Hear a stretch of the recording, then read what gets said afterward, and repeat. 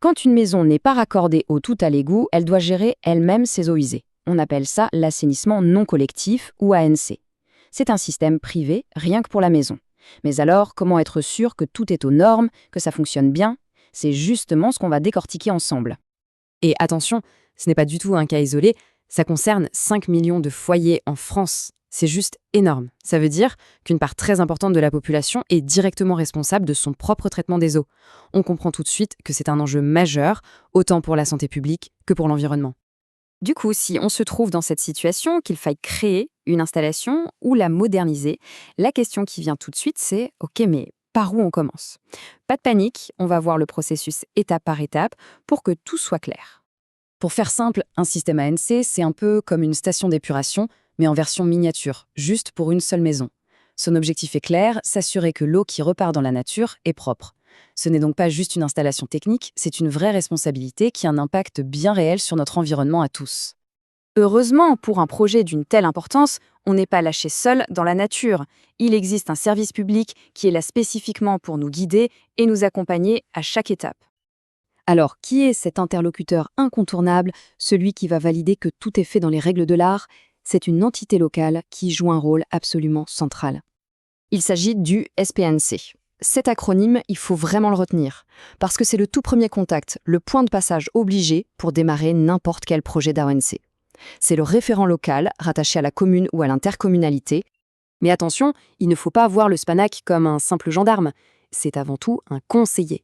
Sa mission, c'est d'informer, d'aider à valider la conception du projet et bien sûr de vérifier à la fin que les travaux sont conformes. Il faut vraiment le considérer comme un partenaire qui est là pour sécuriser le projet. Bon, maintenant qu'on sait à qui s'adresser, parlons de l'élément le plus important, celui qui va dicter toutes les décisions.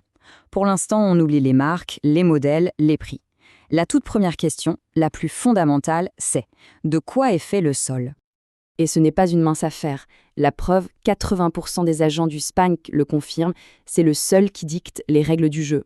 On ne choisit pas son système sur un catalogue, c'est le terrain qui impose les solutions possibles. Et pour savoir de quoi est fait ce sol, il y a une étape cruciale, l'étude de sol. Un bureau d'études spécialisé vient analyser la perméabilité, la présence d'eau, la pente, bref, il établit une véritable carte d'identité du sous-sol. Et c'est ce diagnostic qui va permettre de savoir quelles options sont techniquement possibles et lesquelles sont à écarter. Cette étape est tellement importante que, comme on peut le voir sur cette carte, plus de la moitié des SPAN en France la rendent tout simplement obligatoire. Ce n'est donc pas une option, mais une exigence. Et c'est logique, c'est la meilleure garantie pour être sûr de faire le bon choix. Alors oui, bien sûr, cette étude a un coût. Mais il faut vraiment le voir comme un investissement. Parce que l'alternative, ce serait de choisir un système inadapté, se le voir refusé par le SPANC et devoir tout recommencer. Une erreur qui, pour le coup, coûte bien plus cher. Voilà, une fois que l'étude de sol est réalisée, on y voit beaucoup plus clair. On sait ce qui est possible sur le terrain. C'est à ce moment-là, et seulement à ce moment-là, qu'on peut commencer à regarder les différentes technologies qui existent.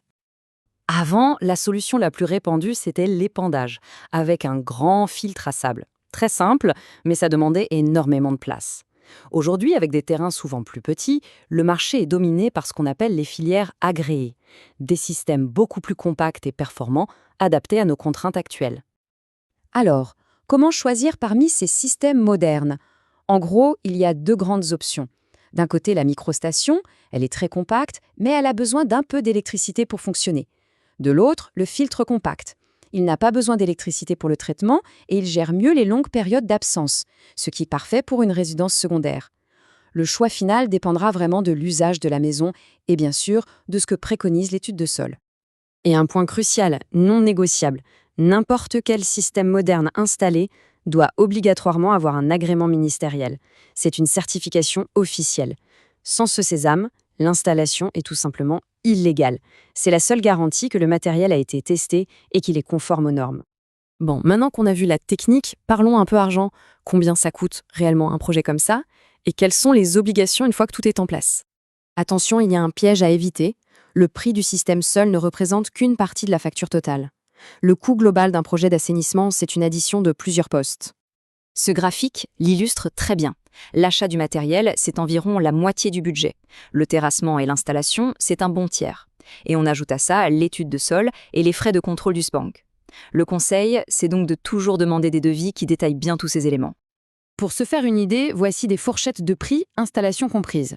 On voit que les solutions modernes représentent un budget plus conséquent qu'un système traditionnel. C'est un fait. Mais il faut garder en tête que sur de nombreux terrains, ce n'est plus vraiment un choix. C'est souvent la seule option techniquement viable. Et une fois que tout est installé, le travail n'est pas fini.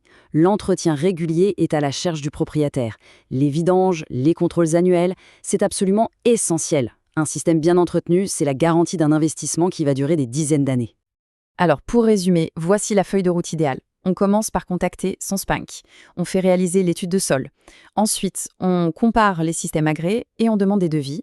On soumet le projet au SPANC pour validation. Et enfin, après les travaux, on fait vérifier l'installation. En suivant ces étapes dans l'ordre, on s'assure que le projet se déroule sans mauvaise surprise. Au final, on voit qu'un projet d'assainissement, c'est bien plus qu'une simple obligation légale. C'est une occasion de rendre sa maison plus autonome, plus écologique et même d'augmenter sa valeur. Quand il est bien mené, ce n'est pas juste une dépense, c'est un véritable investissement dans l'avenir de son bien.